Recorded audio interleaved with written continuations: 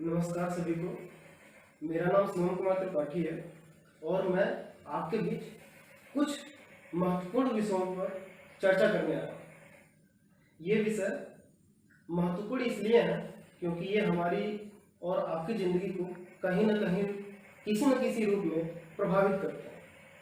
आज हम चर्चा करेंगे कि इस कोविड-19 नामक बीमारी के कारण हमारे जीवन पर क्या क्या परिवर्तन आया है, क्या क्या चैलेंजेज आए हैं और हम इन चैलेंजेस को कैसे फेस करेंगे और अपने जीवन में कुछ परिवर्तनों के साथ अपने भावी जीवन को और सुखमय और सफल बनाएंगे। तो चलिए शुरू करते हैं। सबसे पहले बात करते हैं कोविड-19 के बारे में। कोविड-19 एक वैश्विक महामारी जिन्होंने हमारे जीवन में बहुत सारा उथल पुथल मचाया। हम मानव सभ्यता ऐसे बहुत सारे चैलेंजेस को शुरू से फेस करते आ रहे और शायद भविष्य में फेस करते भी रहेंगे। हम कभी भी किसी भी प्रकार की कठिनाई से डरने वाले नहीं हैं। संयम और साधना हमें सदैव सफल बनाती है। हम देख रहे हैं कि कोविड-19 के कारण हमारे एजुकेशनल सिस्टम पर बहुत बड़ा प्रभाव पड़ा। शिक्षक और विद्यार्थी विद्यालय नहीं जा पा रहे हैं, वे एक दूसरे से रूबरू नहीं हो पा रहे हैं, वे आई कांटेक्ट के साथ बातें नहीं कर पा रहे हैं, अपने प्रॉब्लम शेयर नहीं कर पा रहे हैं और जिसको लेकर के जो हमारा शिक्षण अधिगम है उसमें परेशानी आई। हम इस परेशानी को कैसे दूर करें? मैं एक शिक्षक के तौर पर और जो हमारे साथी शिक्षक हैं उनके तौर पर ये देखता हूँ कि ये हमारे लिए बहुत बड़ा अवसर है। बड़ा अवसर कैसे? इस अवसर का उपयोग हम कुछ नई टेक्नोलॉजीज को सीखने में, कुछ नए स्किल्स को डेवलप करने में और इस समय का उपयोग नई चीज़ें जानने में, समझने में और नए नए बुक्स को पढ़ने में, अपने नॉलेज को इन्हेंस करने में कर सकते हैं। हम सदैव से समाज के प्रति तत्पर रहे हैं और हम चाहते हैं कि हमारे द्वारा जितना संभव हो सके उतना समाज का भला। तो मैं अपने सभी साथी शिक्षकों से यही आग्रह करूंगा कि आप जैसे भी हो, जिस प्रकार से हो, जिस माध्यम से हो, आप बच्चों के हित में सदैव कार्य करते रहें। यह समय किसी परेशानी से डरकर चुपचाप बैठ जाने का नहीं है।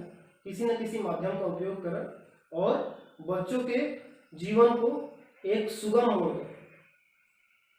अब मैं आता हूँ शिक्षा व्यवस्था की दूसरी कड़ी अर्थात पेरेंट्स यानी अभिभावक की ओर।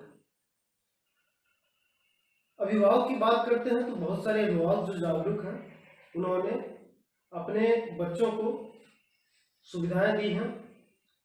वे सदैव ये देखते रहते हैं कि हमारे बच्चे कैसे सीख रहे हैं, क्या वे पढ़ाई कर रहे हैं या नहीं कर रहे हैं और उनके पढ़ाई के लिए और क्या क्या सुविधाएं दी जानी चाहिए और क्या क्या व्यवस्थाएं की जानी चाहिए और क्या समस्याएं आ रही हैं और उसको कैसे दूर किया जाना चाहिए। लेकिन कुछ अभिभावक ऐसे भी हैं जो बच्चों के प्रति उतना समर्पण नहीं दिखाते हैं। उनकी भी कुछ मजबूरियां हैं, कहीं कुछ आर्थिक संकट हो या कुछ अभिभावक जो बच्चों से दूर हैं, कहीं फंसे हुए हैं, जिसकी वजह से वे बच्चों को समय नहीं दे पा रहे हैं। तो मैं अभिभावकों से यही कहना चाहूँगा कि यह समय सबको एकजुट हो जाने का है। आप शिक्षक साथियों का साथ दीजिए क्योंकि शिक्षक एक ऐसा प्राणी है जो सब कुछ कर सकता है लेकिन बिना पढ़ाए, बिना सिखाए जीवन में चुप बैठ नहीं रह सकता। उसके अंदर एक ऐसी आग होती है कि वह हमेशा चाहता है कि मेरे अंदर जो कुछ भी है वह मैं अपने छात्रों को दे सकूं। सीखना और अपने कौशलों का विकास करना यह जीवन का क्रम है। हम नहीं सीखेंगे, अपने कौशलों का विकास नहीं करेंगे तो हम जीवन में कदापि आगे नहीं बढ़ पाएंगे। यह बीमारी हमें चाहे कितना भी परेशान करे, इस बीमारी से हम चाहे कितना भी परेशान हो, लेकिन यह हमारे लिए अंतिम सोपान नहीं है। हमें सदैव बढ़ते रहना है, इसलिए हमें अपने बच्चों को भविष्य के लिए तैयार करना पड़ेगा। उसके लिए कुछ परेशानियां आएंगी, कुछ दिक्कतें आएंगी।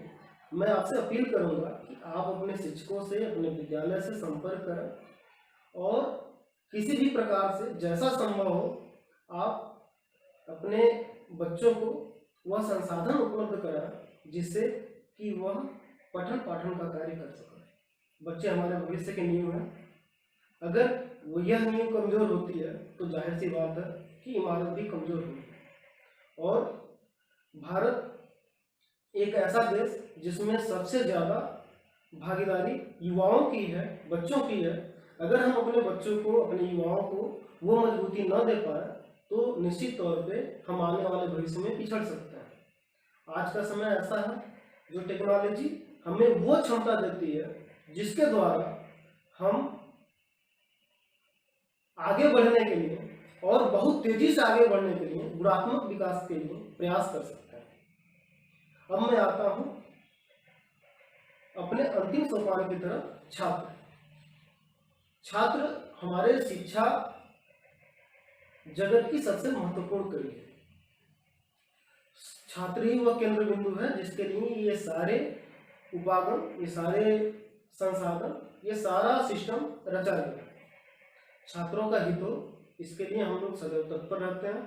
मैं छात्रों से गुजारिश करता हूं, निवेदन करता हूं कि आप किसी न किसी माध्यम से शिक्षा जगत से जुड़े रहें। आप अपने अध्यापकों से संपर्क करें, अपने विद्यालय से संपर्क करें, चाहे वो गूगल क्लासरूम हो, चाहे वो व्हाट्सएप हो, चाहे वो यूट्यूब हो, चाहे वो जीसूट हो, चाहे वो गूगल मीट हो, चाहे अन्य कोई भी माध्यम हो, आप उससे जरूर जुड़ें और जैसे भी संभव हो आप उससे शिक्षा ग्रहण करने का कार्य करें।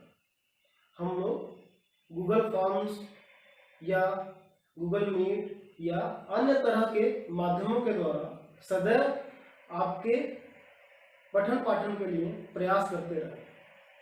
हमारा समय केवल आपकी भलाई के लिए सोचने में ही लगा। आप लापरवाह न हो, यह समय लापरवाही का नहीं है। अगर आप लापरवाह होते हैं तो आपका समय बर्बाद होता है, और अगर समय बर्बाद होता है तो वह आपको भी बर्बाद करने का दम रखता है। समय बर्बाद करने से किसी का भला नहीं होता। क्या किसानों ने खेती करना छोड़ दिया? इस परिस्थिति में क्या हमारे व्यापारियों ने अपने जीवटता के दम पे पूरे भारत को राशन पानी नहीं मुहैया कराया? सबने कराया। जो हमारे कोविड सेनानी हैं, चाहे डॉक्टर हो, नर्स हो, हमारे पुलिसकर्मी हो, सेना के जवान हो, हमारे देश का नेतृत्व हो, सब ने बढ़ चढ़कर आपके लिए प्रयास किया। हम चाहते हैं कि आप अपने समय की उपयोगिता को समझें। आप वह नींव है जिस पे एक बुलंद इमारत बन सकती है। आपने